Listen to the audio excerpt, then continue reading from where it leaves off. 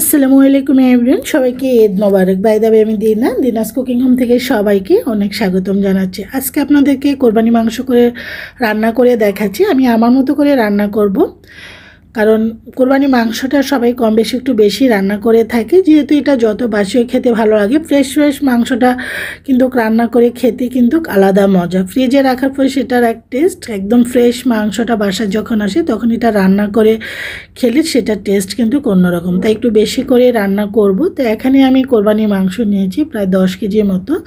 যেহেতু কষাইরা কেটেছি, ওনার মাংসের পিসগুলো দেখে বুঝে এখানে মাংস পিসগুলোকে আর ছোটো করে নিই, যেরকম আসছে ঠিক সেরকমই রেখেছি আমি মাংসগুলো। এখানে দিয়ে দিচ্ছি 1 কেজি থেকে একটু কম হবে পেঁয়াজ কুচানো, 5-6টি থেকে 7-8টি তেজপাতা, আর এখানে 1 কাপ রসুন বাটা আর 1.5 কাপ আদা বাটা দিয়ে দিচ্ছি। মশলাটা আসলে যার যার টেস্টের উপর নির্ভর করে, যে যেরকম খাবেন সেরকমভাবে দেবেন।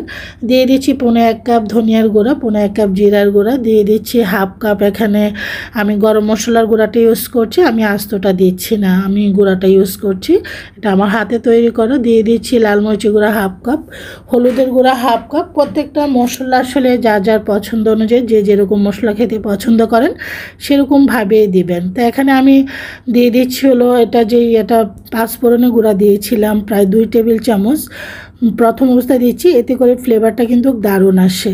স্বাদ অনুযায়ী লবণটা দিচ্ছি, তেলটা দিচ্ছি না, তেলটা পরে দেব।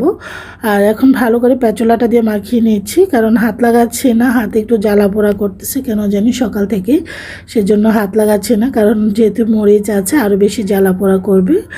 তো এখন মেখে নেওয়ার পরে চুলা অলরেডি বসিয়ে দিয়েছি, দিয়ে দিচ্ছি এখন তেল। এখানে আমি প্রায় 1.5 কাপের মতন তেল দিয়েছি, যেহেতু মাংসের মধ্যে কিন্তু তেল থাকে, কারণ অতিরিক্ত তেল দিলে আবার অনেক তেল হয়ে যাবে, সেজন্য। মাংসটা কিন্তু দেখতেই পাচ্ছেন টকবগে ফুটে উঠেছে আর মাংস থেকে প্রচুর পানি ছেড়েছে।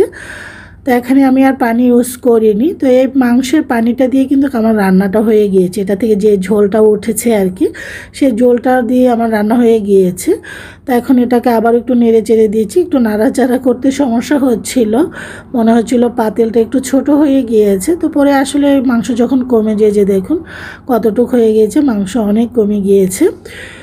প্রথমে একটু কাঁচা অবস্থা মাংসটা নাড়াচাড়া করতে সমস্যা হয়, তো আমার কিন্তু আস্তে আস্তে কিন্তু মাংসটা হয়ে আসছে। সুস্বাদু দিয়ে মাংসটা একটু বেশি করেই সবাই কম বেশি রান্না করে, কারণ এটা যত বাসি হয় খেতে অনেক ভালো লাগে। দিয়ে দিয়েছি প্রায় 15-20-25 মতো কাঁচামরিচ, এটা যা সুন্দর ফ্লেভার বের হওয়ার জন্য আপনার প্রথম অবস্থা কাঁচামরিচ দিতে পারেন।